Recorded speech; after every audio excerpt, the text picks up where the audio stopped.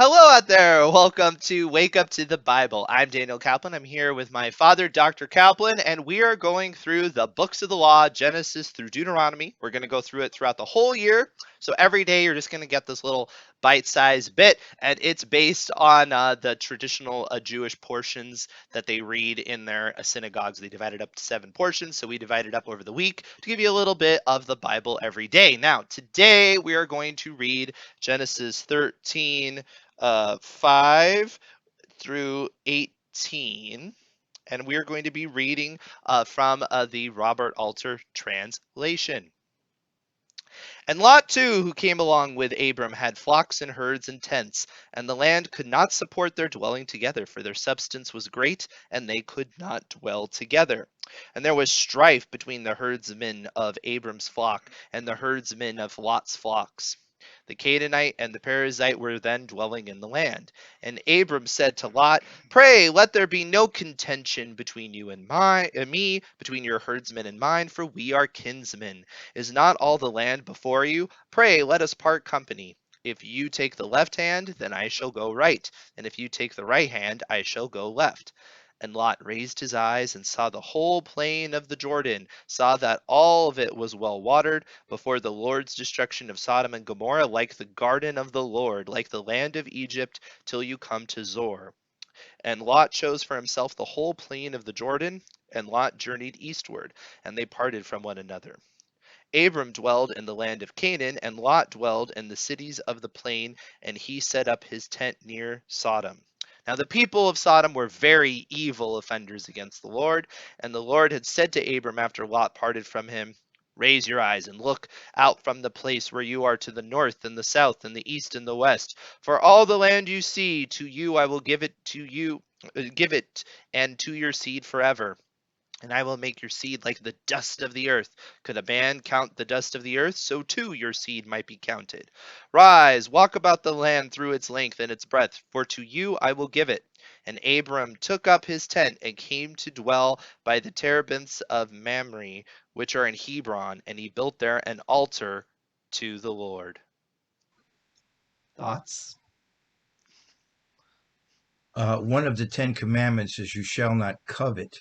You see Abram here willing to let Lot have first choice. Of course, also that's a matter of seeking peace within the family.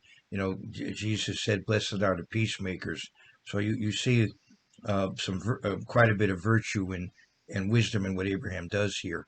And of course, also we see that Lot, in a way, made the wrong choice spiritually speaking. He went for the more prosperous area, but of course he wouldn't have known then, I guess, what was going to happen. But it's interesting that he stayed there even after the situation deteriorated morally. He didn't leave. Excuse me. And to my dad's point, this is the second time that we hear Abram talk, right? The first time is tell them that you're my sister, and then the second time is let's not contend between, let's not have this fight between us. Uh, what's interesting about this scenario that's kind of sounds a little puzzling in a way. It almost sounds a little strange is that here they are, they're standing on this mountain, right? And it's like it feels almost like the Lion King. He's like everything the light touches, But no, they're standing on this mountain and they're kind of figuring out where their places are. But ultimately, where Lot decides to go, there already were inhabitants, right? So they're not like dividing and conquering land as if this is what they like they're the masters of it or something. It's more of resources and everything, and it's kind of just an interesting scenario. It's a very specific sort of thing that they're dealing with. It's interesting. It says here that Lot pitched his tent as far as Sodom. It appears later on he actually moved into the city, or the city was enlarged and encompassed him. Because when the angels go to visit him, he seems to be living in the center of the city. I think there's an interesting literary choice here where it says, "And Lot looked out to the plain of Jordan," that said, it was very lush, well watered, and it says before the destruction of Sodom and Gomorrah, and then it says like the Garden of Eden, and so it's telling you, I don't know, it's not like beauty's only skin deep or something, but it's almost like there are these situations where a really beautiful situation can be loused up by human behavior because it's just drawing that parallel. And then again, you even said like the land of Egypt, right? So this is just something that happens all the time. Egypt, was a lush area. They had the Nile and everything. It was a well-established civilization where they were at. So these were all essentially nice places to live. That's not the point. The point is the character of the place, right? It's not that skin deep stuff. Now, I don't want to overly disparage Lot. He is called righteous Lot. It's not the easiest thing to pick up your family and leave from an area once you've established yourself there. Uh, so, but he was very upset by what was going on around him. Uh, it, we have like two sides. We can argue both ways. Why didn't he leave? But at the same time, he was he didn't allow himself to take on the wrong actions of those around him. He remained righteous in that area. And again, in his fairness, when you're talking about the decision being made from this vantage point, you don't have Abram warning him about it, and just from appearance sake, it doesn't look bad, right? It looks like the better choice. So to your point, it's probably not that he necessarily made the bad choice right this moment. It might have been much later as maybe the situation deteriorated or he actually realized the situation he was in when he should have left. And that's when it was too difficult.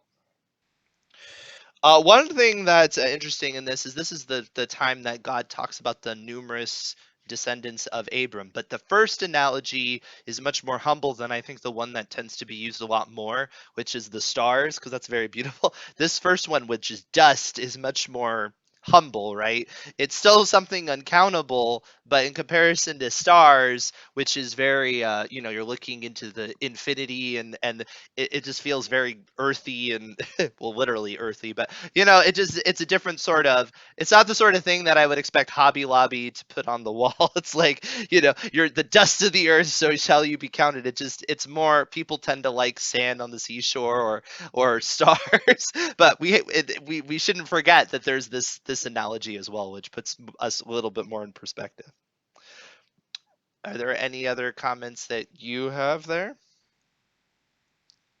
One thing I wanted to comment on, I just thought of this, because this has been coming up a lot in these passages, is that you constantly have building altars, right?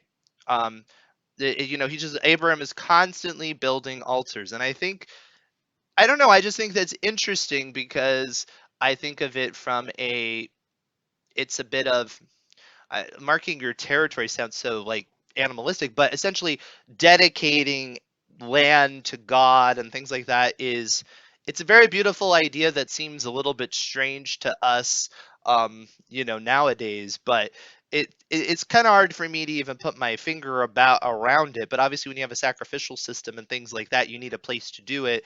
And the idea of dedicating space to God is a beautiful idea, and I don't think it's something we should disregard completely as a concept, even in the new covenant. What do you think about that?